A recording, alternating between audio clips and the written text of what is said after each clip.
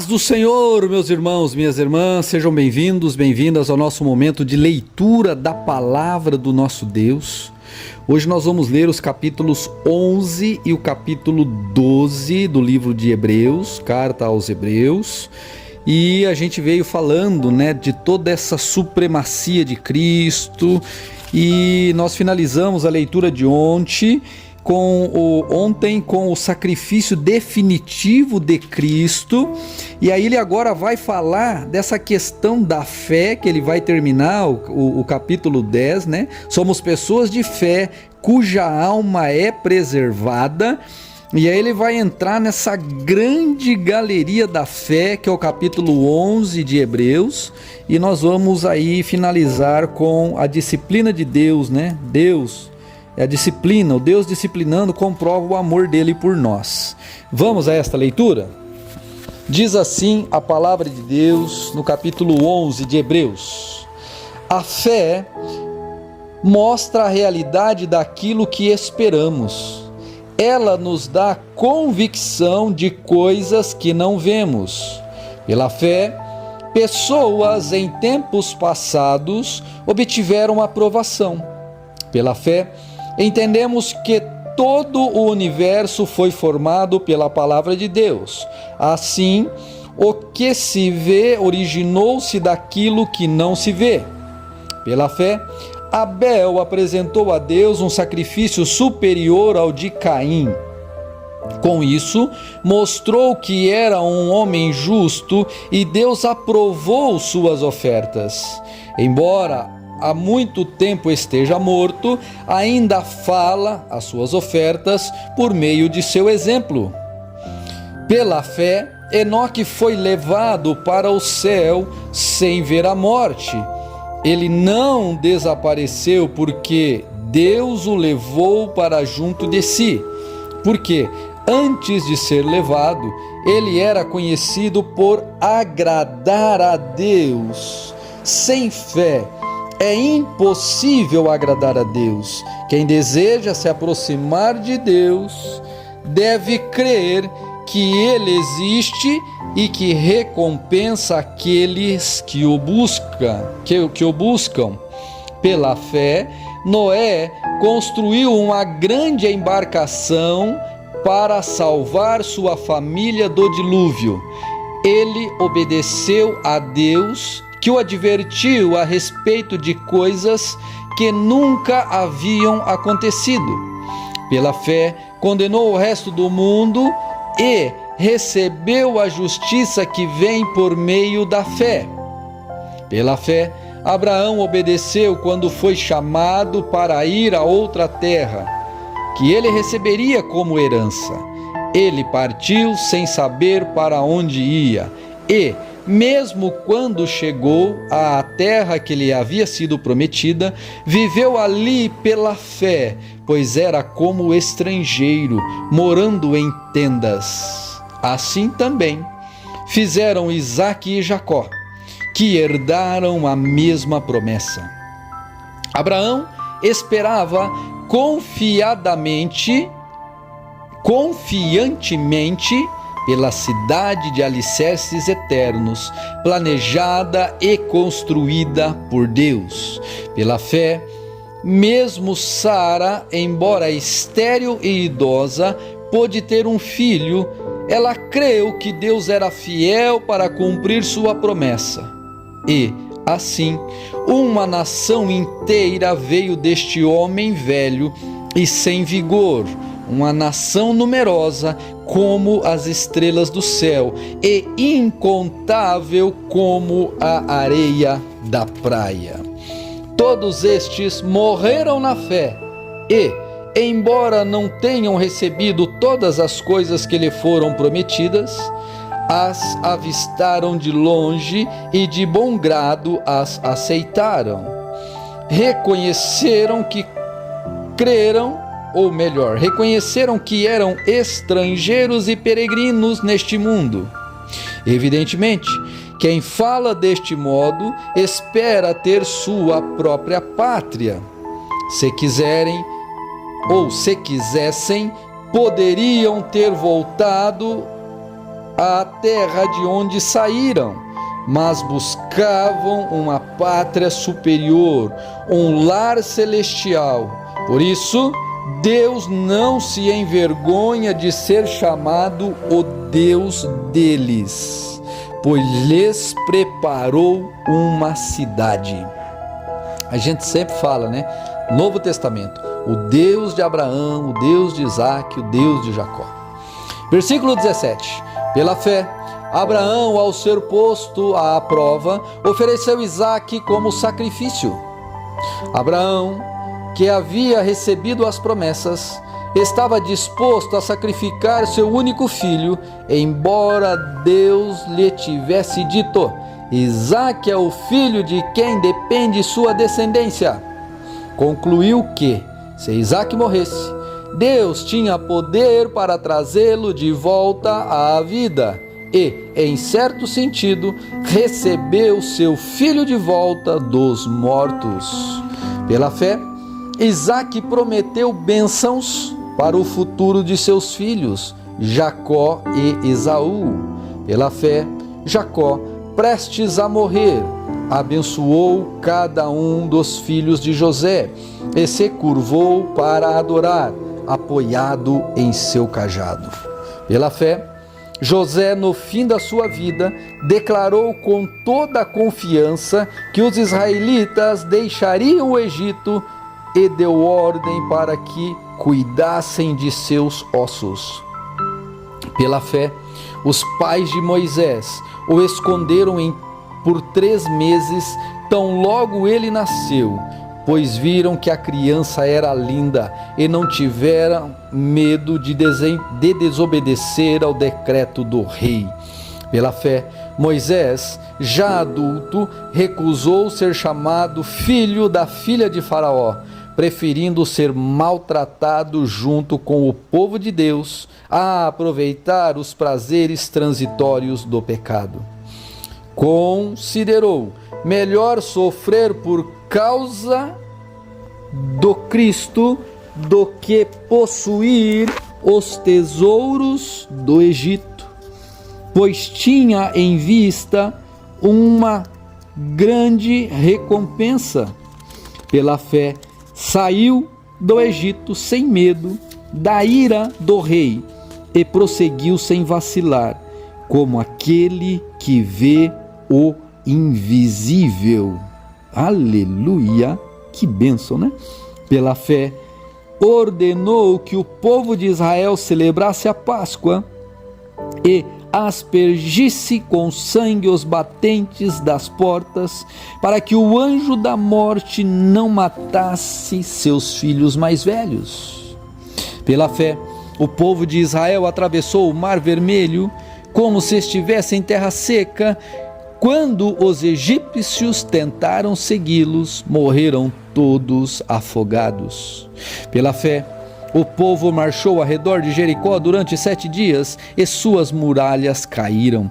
Pela fé, a prostituta Raabe não foi morta com os habitantes de sua cidade, que se recusaram a obedecer, pois ela escolheu ou acolheu em paz os espiões. Quanto mais preciso dizer, levaria muito tempo para falar sobre a fé que Gideão, Baraque, Sansão, Jefté, Davi, Samuel e os profetas tiveram.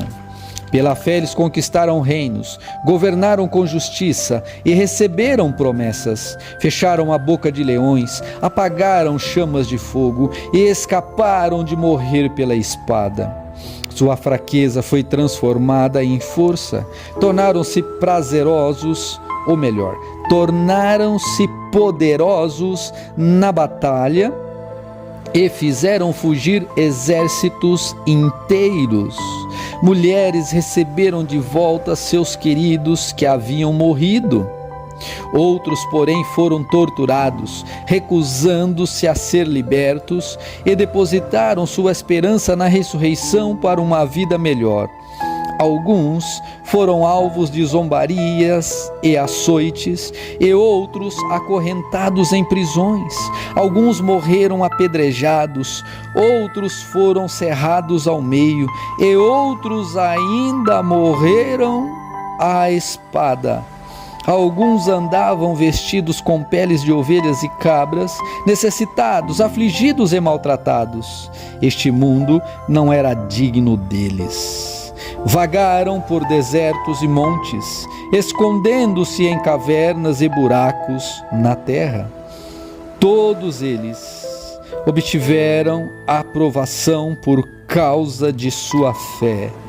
No entanto, nenhum deles recebeu tudo que havia sido prometido, pois Deus tinha algo melhor preparado para nós, de modo que, sem nós, eles não chegassem à perfeição.